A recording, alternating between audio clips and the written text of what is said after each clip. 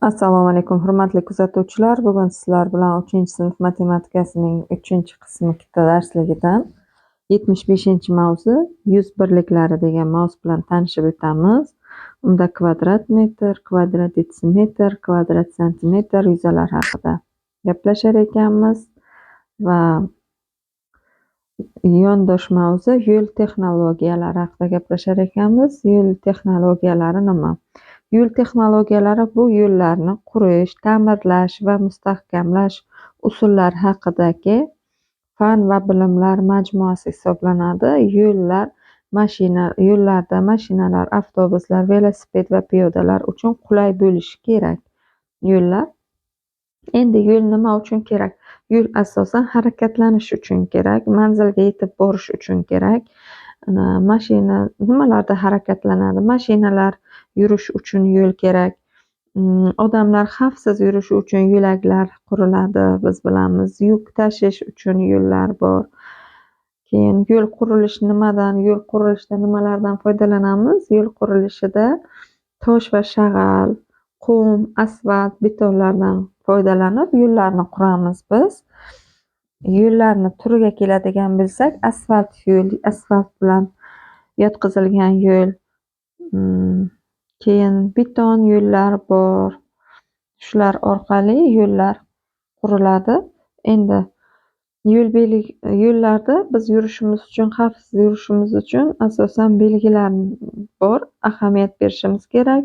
Mashinalar uchun belgilar, haydovchilar qoidalarni ko'rish uchun, bolalarni himoya qilish uchun belgilar xavfsizlik joylarda ogohlantirish uchun yo'llarda shunaqa belgilar qo'yilgan. Endi yo'l texnologiyalari yordamida yo'llar tekis va mustahkam bo'ladi. Transport xavfsiz yuradi, odamlar manziliga tez yetib boradi. Shu uchun bizga yo'l kerak ekan. Endi yuza o'lchov birliklariga keladigan bo'lsak, bu mana shu to'g'ri to'rtburchakning ichkari sohasi yuza o'lchov birligi hisoblanadi. Shaklning o'zi bu uning ichki sohasida joylashtirish mumkin bo'lgan o'lchamlar soni yuza o'lchov birliklariga kirar ekan. Endi birinchisi to'g'ri to'rtburchak shaklidagi maydonning qoplash uchun turli shakllardagi plitkalar ishlatildi. Ya'ni plitkalar yordamida yo'l qurildi. Buning uchun qancha katta va qancha kichik plitkalardan foydalanilgan? To'g'ri to'rtburchak nechta? Qaysi biri ko'proq ishlatilgan?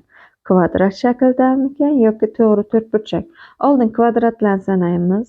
1, 2, 3, 4, 5, 6, 7, 8, 9, 10, 11, 12, 13, 14 va 15 ta kichigi bor ekan. 1, 2, 3, 4 bu ham kvadrat shaklida. 15 ga 4 qo'shsak kvadrat shaklidagisi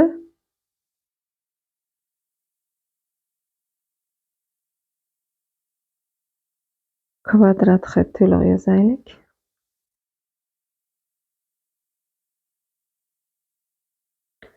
Kvadrat shaklidagi 19 ta ekan. Endi bunisini sanaymiz. Bunisi to'g'ri to'rtburchak 1, 2, 3, 4, 5, 6, 7, 8, 9, 10, 11, 12 ta bundan bor ekan va mana bu bitta bilan 13 ta. To'g'ri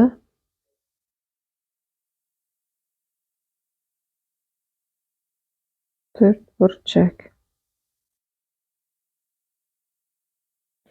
Bu esa 13 ta.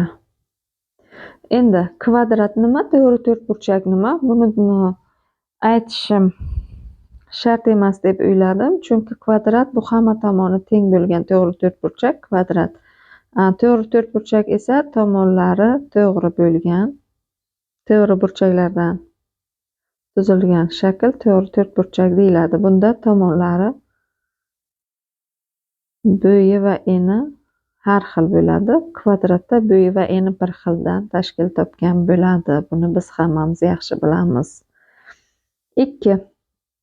Xuddi shu maydonga turli o'lchamdagi kvadrat plitkalar yotqizilgan. Qaysi holatda ko'proq plitka kerak bo'ladi?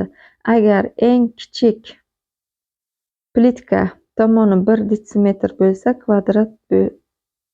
1 detsimetr bo'lgan kvadrat bo'lsa, maydonning yuzi qanday? Endi buni eng kichigi mana bu 1, 2, 3, 4, 5, 6, 7, 8, 9, 10. Bu 10 ta ekan. Bu yog'i ham 10.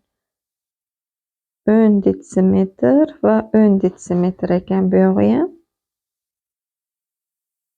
Bu maydonning yuzini topish uchun S teng 10 ko'paytirilgan 10 bu 100 detsimetr kvadratga teng ekan.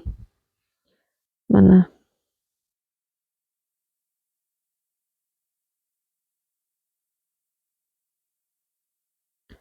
eng kichik plitka mana bu 1 ga 1 bo'lsa, bundan kelib chiqib mana buni tomonini 10 deb hisobladik. 10 ta 10 detsimetr. Bu yog'i ham 10. 10 ni 10 ga ko'paytirsak 100 kelib chiqdi. Mana shuncha joyni qoplash uchun 100 ta 1 detsimetrlik nimadan plitkadan kerak bo'lar ekan. Ko'paytirib chiqsak ham bilamiz. Buni 100 ga o'lchasak 100 detsimetr kvadratga teng. Endi shaklning yuzi bu uning ichki sohasiga joylashtirish mumkin bo'lgan o'lchovlar soni. Ko'pincha birlik o'lchov sifatida tomonlari 1 millimetr, 1 santimetr, 1 detsimetr, 1 metr bo'lgan kvadratlar olinadi. Bunday kvadratlarning yuzi mos ravishda 1 millimetr kvadrat, 1 santimetr, 1 detsimetr, 1 metr kvadrat deb belgilanar ekan. Endi bularning ichi ham xuddi shunday. Bular bir xil kvadrat bo'lgani uchun bu ham 100 detsimetr kvadrat, bu ham 100 detsimetr kvadratga teng. Ana endi 3. Endi yuzav o'lchov birliklaridan 1 santimetr kvadrat 100 millimetr kvadratga teng. Chunki 1 santimetrimiz 10 millimetrga teng. 10 ni 10 ga ko'paytirsak, buni 100 kelib chiqadi. Shunda 100 millimetr kvadrat. Xuddi shunday 1 detsimetr kvadratimiz 100 santimetr kvadrat. 1 detsimetr kvadratimiz esa 10.000 millimetr kvadratga teng. 1 metr kvadratimiz 100 detsimetr kvadrat, 1 metr kvadratimiz 10.000 santimetr kvadratga tengligini ko'rishimiz mumkin. Bu yuzav o'lchov birliklaridan. Endi shunda asoslanib 3-misolni ishlaymiz. Rasmdan foydalanib 1 kvadrat detsimetrda necha kvadrat santimetr borligini ayting. Buni qanday aniqladingiz? Demak 1, 2, 3, 4, 5, 6, 7, 8, 9, 10 ta 10 santimetr ekan. Bu yog'i ham 10. 10 ni 10 ga ko'paytirsak 10 ko'paytirilgan 10 bu 100 santimetr kvadratga teng ekan. Yozishimiz mumkin 1 detsimetr kvadrat teng 100 santimetr kvadratga teng. Mana buni ichida 100 ta 1 detsimetrlikdan 10 ta desak 100 santimetr kvadratga teng. Ana shu. Endi bo'sh joylarni to'ldiring, daftaringizga yozing. Demak, buni oldin mana bu yerdan yozib olamiz. 3-misol. A sharti bo'yicha 1 detsimetrimiz 10 santimetrga teng va 10 ni 10 ga ko'paytirsak 100 santimetr kvadratga teng ekan 1 detsimetr kvadratimiz.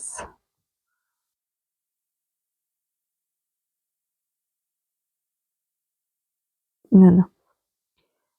Endi bez sharti bo'yicha ishlaymiz.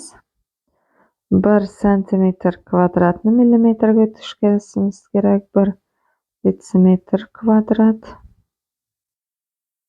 1 metr kvadrat. Endi hisoblaymiz. Buni millimetrga o'tishi uchun o'nga ko'paytiramiz. 100 millimetr kvadrat. Endi 1 detsimetr kvadratimiz hozir ko'rdik 100 santimetr kvadrat. Va buni millimetr kvadratga o'tish uchun bunga yana mana 1 santimetr kvadratimiz 100 bo'lgani uchun 100 ga ko'paytiramiz. Bu kelib chiqadi 10.000 millimetr kvadrat. Bunisi 1 metr kvadratimiz endi 100 detsimetr kvadratga va 100 ni 100 ga ko'paytirsak 10.000 santimetr kvadrat va 10.000 ni endi yana 100 ga ko'paytiramiz millimetrga o'tishi uchun.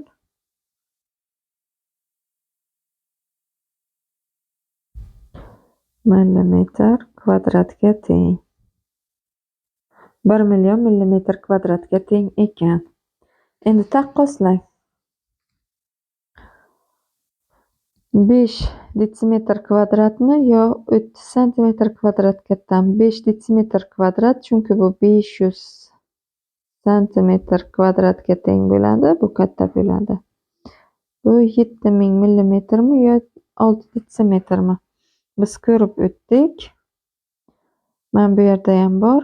1 detsimetr kvadratimiz 10.000 millimetr kvadratga teng. Demak, bu 60.000 bo'ladi. Bu 7000 bo'lyapti. Shunisi katta bo'ladi. Endi bunisi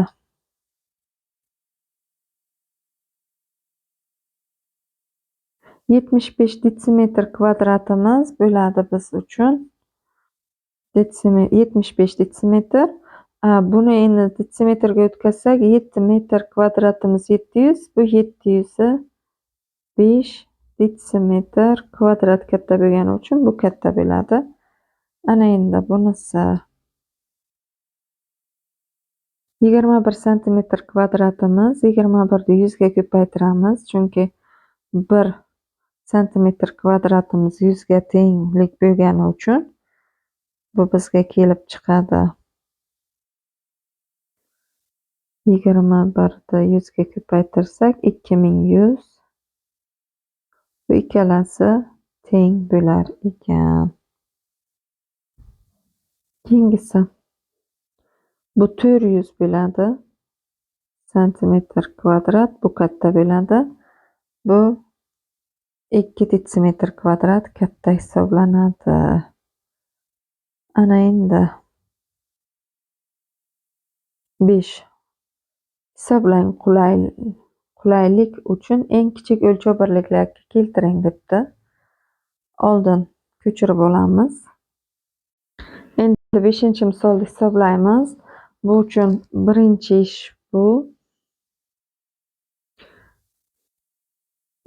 Birinchi ish. Bu ikkinchi ish bo'ladi. Birinchi ish. Va tenglik qo'yib javobini shu yerdan yozib ketaveramiz. Ko'chirib o'tirmadim, vaqt ketadi deb. Buni detsimetr kvadratga aylantirib olamiz. 33 metr kvadratni 100 ga ko'paytirsak 33 ko'paytirilgan 100 qo'shilgan 75 desak bo'ladi. Bu bo'ladi 3375 detsimetr kvadrat. Bunisi ham xuddi shunday. 42 ni ko'paytiramiz 100 ga, chunki 1 metr kvadratimiz 100 detsimetrga teng. Qo'shamiz 18 da, bu bo'ladi 42000. 4218 detsimetr kvadrat. Ana endi birinchi qiladigan ishimiz ayirish ekan, qo'shish ekan. Bunisini ham bircha aylantirib ko'ray. 19 ni ko'paytiraman 100 ga va qo'shaman 67 ni. Bu bo'ladi 1967 detsimetr kvadrat. Mana buni ko'rib oldik. Endi shulardan foydalanib bajaramiz. Birinchi qiladigan ishimiz 3375 detsimetr kvadratga qo'shamiz 4218 detsimetr kvadratni. 13 ning uchi 8, 9, 5 va 7. detsimetr kvadrat. 7593 bo'lib. Endi bundan ikkinchi ish ayiramiz. Endi ayrilgan 1967 bular detsimetr kvadrat, detsimetr kvadrat. Bu detsimetr kvadratda kelib chiqadi. 13 dan ayiramiz 6, bu yerda 2 va 15 dan ayirsak 6 va 6 qolgan 5. Bu bo'ladi 56 metr kvadrat va 26 detsimetr kvadratga teng ekan. Ikkinchi. Bu birinchisi edi, ikkinchisining birinchi ishi. Ana endi bunisi. Buni ham xuddi shuni aylantirib olamiz. Bu 503 bo'ladi. 5 metr detsimetr kvadratimiz 500 santimetr kvadratga teng. 503 ko'paytirilgan 4 12 ning ikkisi undan kelib chiqdi. Endi buni ikkinchi ishi bu. Bu birinchi ishi, bu ikkinchi ish bo'lish. Bu ham bo'ladi 1896 ni bo'lishimiz kerak 8 ga. 18 ni ichiga 2 ta bor 16, ayirsak 29 ni ichiga. Endi 24 3 ta bor 24, ayirsak 56 ni ichiga esa 7 ta bor 56. Endi buni ikkalasini ayiraman. Bu ham detsimetr kvadrat, bu ham detsimetr kvadrat. Endi 2012 detsimetr kvadratdan ayiramiz 273 detsimetr kvadratni. 12 dan ayirsak 5, 7 va 9 qolgan 7 detsimetr kvadrat. Bu bo'ladi 17 detsimetr kvadrat va 75 santimetr kvadrat. Endi keyingisi. Bu birinchi ish. Birinchi ish qavsni ichi. Bu ikkinchi ish bo'lish, 3 ko'paytirish va 4 qo'shish bo'ladi. Birinchi qavs ichini ochib olamiz. 532 dan, chunki 5 santimetr kvadratimiz 500 millimetr bo'ladi. 532 millimetr kvadratdan ayirishimiz kerak 278 millimetr kvadratni. Shunda 12 dan ayirsak 4, 12 dan ayirsak 5, chunki bitta qarz bergan. Bu yerda 4 qolgan. Bu millimetr kvadrat. Endi ikkinchi ish. Bo'lamiz. Buni oldin millimetr kvadratga aylantirib olib, keyin bo'lamiz. Bu uchun millimetrga aylantirsak, 100 ga ko'paytirsak bo'lingan 10.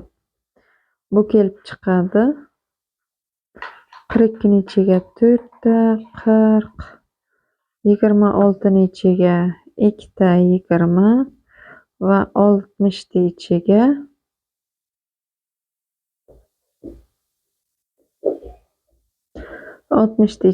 6 ta 60 non mana berar ekan.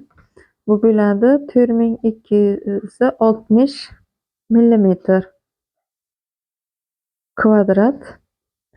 Ana endi biz buni ko'paytiramiz. Bir qavs ichi 254 chiqdi. Buni ko'paytiramiz 4 ga.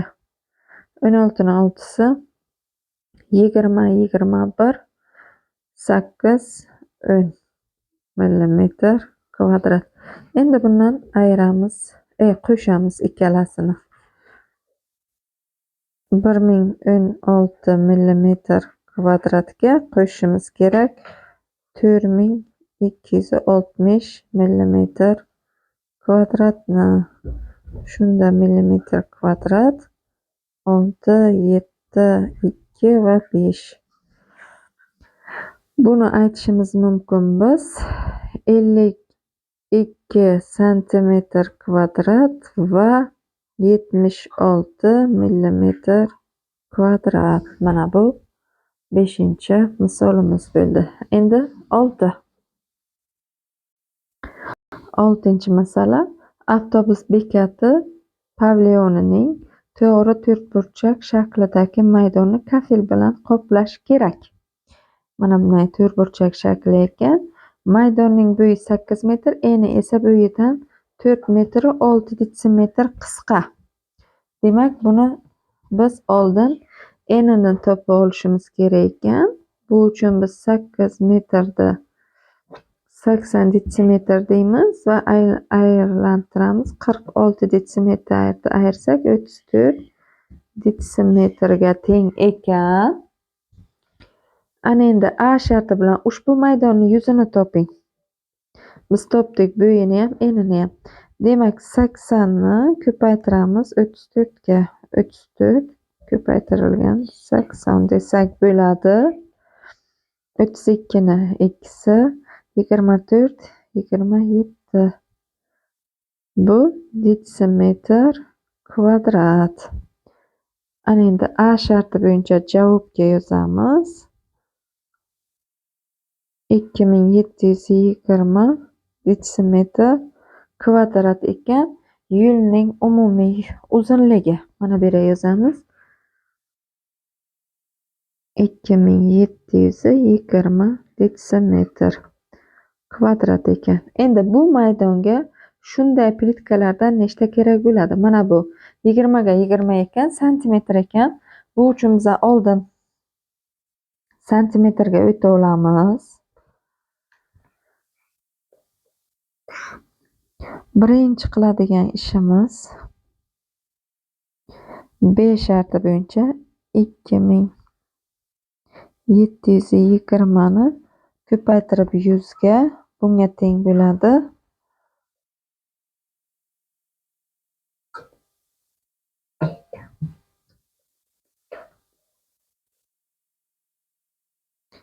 Santimetr kvadrat desak bo'ladi. Ana endi bunisini shartini topamiz. Bunisini yuzini topa olamiz. 20 ko'paytirilgan 20 bu 400 santimetr kvadrat ekan. Buni qilsak ham bo'lar ekan, kechirasizlar. Shuni ahamiyati 4 detsimetr kvadratga teng ekan buni yuzi. 4 detsimetr kvadrat. Ana endi bu shart emas. Buni endi bo'lamiz. 2720 bo'lingan 4.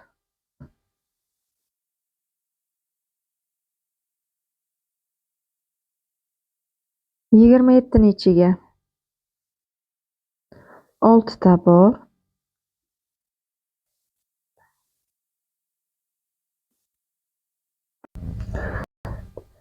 27 ni ichiga 6 ta bor. 24 ayirsam 3, 32 ni ichiga 8 ta bor. 32 va 0 680 ta ekan. Javobga yozaman 680 ta. Javob 680 ta plitka kerak bo'ladi.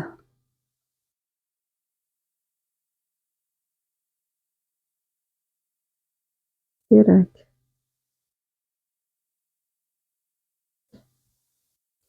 7. Qaysi shaklning yuzi eng katta? Nima uchun? Mana o'zi ichkari sohasini hisoblab ko'rsak ham, mana buni ichiga 1 2 3 4 16 ta katak ekan. Bunisida esa 1 2 3 4 ta butun 1 2 3 4 5 6 7 8 9 10 12 ta. 12 ta.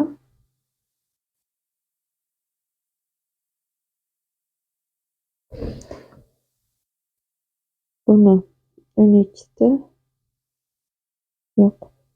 1 2 3 4 5 6 7 8 9 10 11 12'te ekan.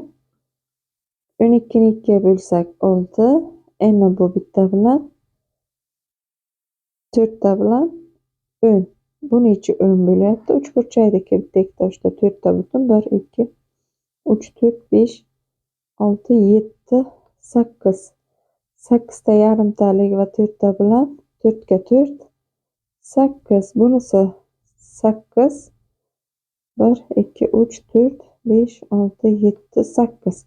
8 ga 4 12. Eng kattasi mana shu shakl bo'lar ekan. Ana shu ichidagi kataklarni sanasak ham o'zi kelib chiqadi. 8 hisoblang. To'g'ri burchakli parallelped yoki kub shaklidagi toshlar yotqizilgan yo'l qanday atalar ekan? Shuni topar ekanmiz. Buning uchun buni hisoblaymiz. Bizga 8 hisoblang. To'g'ri burchakli parallelped yoki kub shaklidagi toshlar yotqizilgan yo'l qanday atalishini topishimiz kerak ekan. Misolda ko'chirib oldim. 400 ni oldin 50 ga bo'lsak, bu bittadan 0 ketsa 8, 8 ko'paytirilgan 20, 160. Bunisi bunga buni qo'shsak 90 100 ekan. 6000 ni 100 ga bo'lsak 60. Endi bu birinchi bu ko'paytirish 17 ni ko'paytiramiz. 12 ni 7 ga ko'paytirsak 84. 93 dan 84 ni ayirsak 9. 9 ga endi qo'shamiz. 2 322 ni bu bo'ladi 331. Bu 84 ga teng.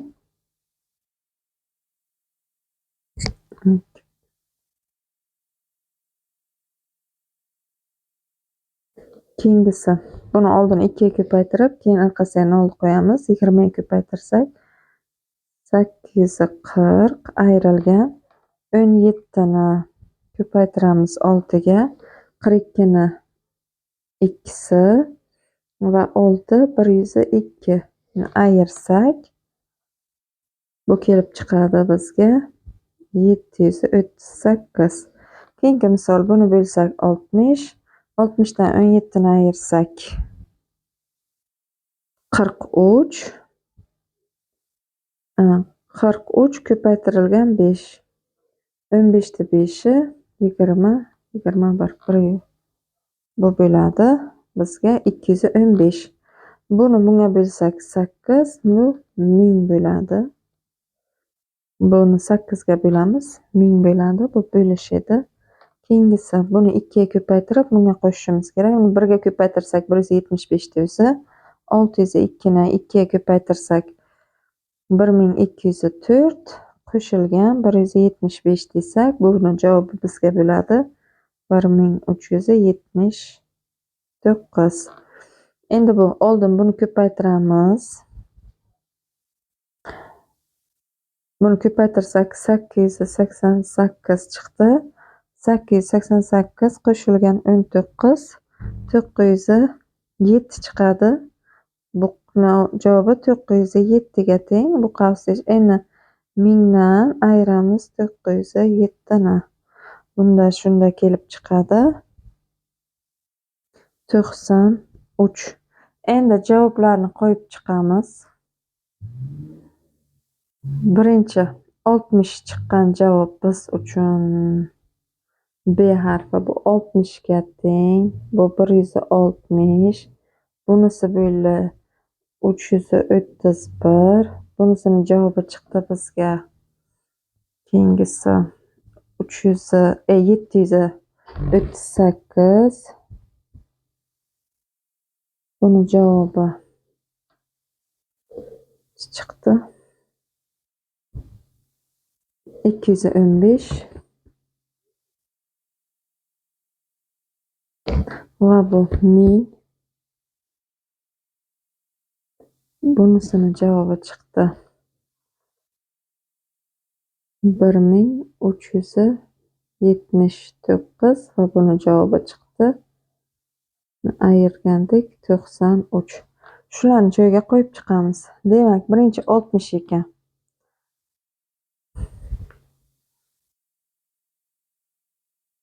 B harfi. Keyin R. Undan keyin U. Bu 215. S harfi. 93. Ç. Va 160 A. Yana bitta A. 1000 kelib chiqdi bizga T. Va 300 K. Ruschadka kelib chiqdi. Bu to'g'ri burchakli parallelped yoki kub shaklidagi tosh yotqizilgan yo'l ruschadka deb atalar ekan. 9.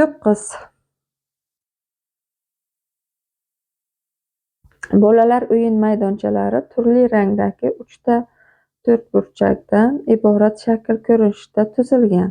Mana bunday shaklda ekan. Qaysi shaklning yuzi eng katta? Demak, buni bu yoq tomoni ikkalasi 4 santimetr kvadrat bo'lsa, shunda buni 2 ga bo'lasam, bu 4 santimetr kvadratimiz 400 millimetr kvadrat. Endi bu 20 ko'paytirilgan 20 bo'ladi. Bu yog'i 20, bu yog'i ham 20 millimetrga teng bo'ladi.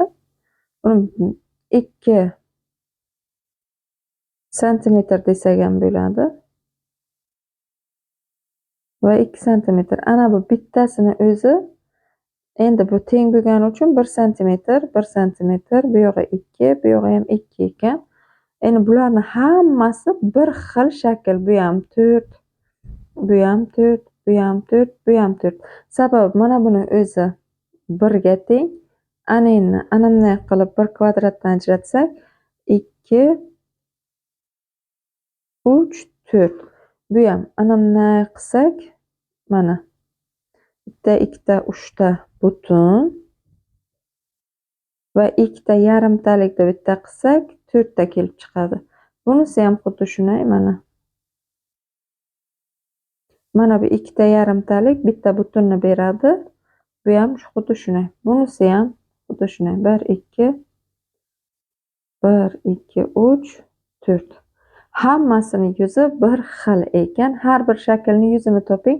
Har bir shaklning yuzi 4 santimetr kvadrat, 4 santimetr kvadrat, 4 santimetr kvadrat. Bunisi ham 4 santimetr kvadratga teng ekan. Sherdan tomonlarini topib olsak bo'ladi. 2 ni 2 ga ko'paytirsak 4. Buni bir tomoni, demak, ana bu 1 santimetr kvadrat va mana bu bitta, ana 4 ta qismga ajratsak, ana bu ikkita yarimtalik 1 santimetr kvadratga teng bo'ladi. 10. Eng kichik yuz o'lchov birligiga o'tkazib hisoblang. Misolni ko'chirib o'tirmaymiz. Ishi bilan bu birinchi ish, bu ikkinchi ish. Buni oldin santimetr kvadratga o'tkazamiz. Birinchi ish 4226 santimetr kvadratdan 15 detsimetr kvadratimiz 1500 bo'lsa, 63 ni qo'shsak 1563 santimetr kvadratni ayiramiz. Bu 3, 6, 11 dan ayirsak 6 va bu yerda 3 qo'ygan 2 santimetr kvadrat. Bu 2663 santimetr kvadrat. Endi bundan 2663 santimetr kvadratdan ayiramiz. 1419 santimetr kvadratni eng kichikka aylantirdik. 4, bu yerda 5 qo'ygan, bu ham 4, bu 2 va 1 santimetr kvadrat. Buni 12 detsimetr kvadrat va 44 santimetr kvadrat desak bo'ladi. Keyingisi ikkinchi ishi ikkinchi misoldan ketdik. Oldin buni millimetrga aylantirib olamiz. 801 millimetr kvadrat bo'lingan 9. 80 ichiga 8 ta bor. Bu bo'ladi 72. 81 ichiga 89 millimetr kvadrat ekan. Keyingisi bu 306 millimetr kvadratni bo'lamiz 6 ga. Bu kelib chiqadi 30 ichiga 5 ta va 1 millimetr kvadrat. Ikkalasini qo'shamiz. 89 qo'shilgan 51. Bu kelib chiqadi 0, 13, 14, 140 millimetr kvadrat. 140 millimetr kvadrat. Keyingisi uchinchisini ishlarini qilamiz. Oldin qavs-techi. Bu 4 detsimetr kvadratimiz 400 santimetr kvadratga teng. Bundan ayiramiz 193 santimetr kvadratni.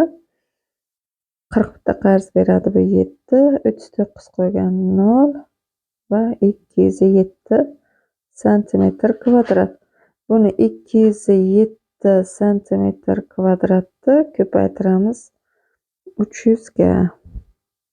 2 ta 0, 27 ni 21 da 1, 2, 6 santimetr kvadrat. Buni detsimetr kvadratga o'tkazsak bo'ladi. Buni biz aytishimiz mumkin. 621 detsimetr kvadrat deb. Endi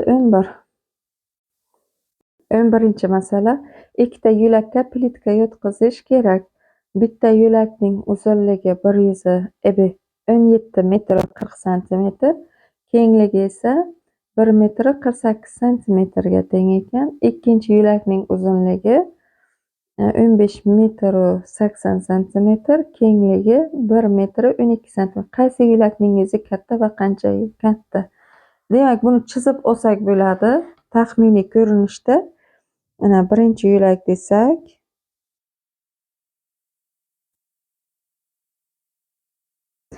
bunisini ikkinchi yo'lak desak bo'ladi. Ikkinchi yo'lagimiz sal kichikroq ekan.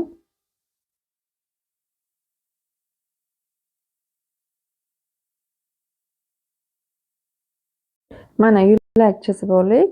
Buni bo'yi, ya'ni uzunligi 1740 santimetr. Santimetrga o'tdik. Bunisi esa 148 santimetr ekan. Bunisi esa 1580 santimetr bo'yi. Ikkinchi yo'lakniki. Bu birinchi yo'lak. Bu ikkinchi yo'lak. Endi bo'yi eni esa 112 santimetrga teng ekan. Qaysi yo'lakning yuzi katta debdi? Endi birinchi yo'lakni hisoblaydigan bo'lsak, 1740 ko'paytirilgan 148. Buni ko'paytirib ko'radigan bo'lsak, bu kelib chiqadi bizga. Buni ko'paytirsak 257.520 santimetr kvadratga teng bo'lyapti. Bunisini endi ko'paytirsak, bunisi 1580 ko'paytirgan 112. Buni yuzi kelib chiqadi 176.960 santimetr kvadrat. Demak, bunisini yuzi katta ekan, birinchi yo'lakniki, va qancha katta degani uchun ikkalasini ayiramiz. 257.520 dan ayiramiz 176.960 da. Arqadan kelamiz.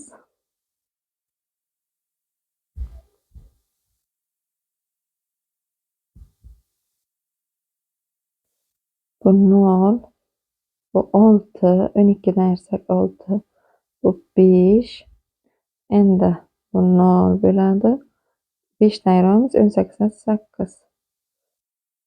80.560 santimetr kvadrat.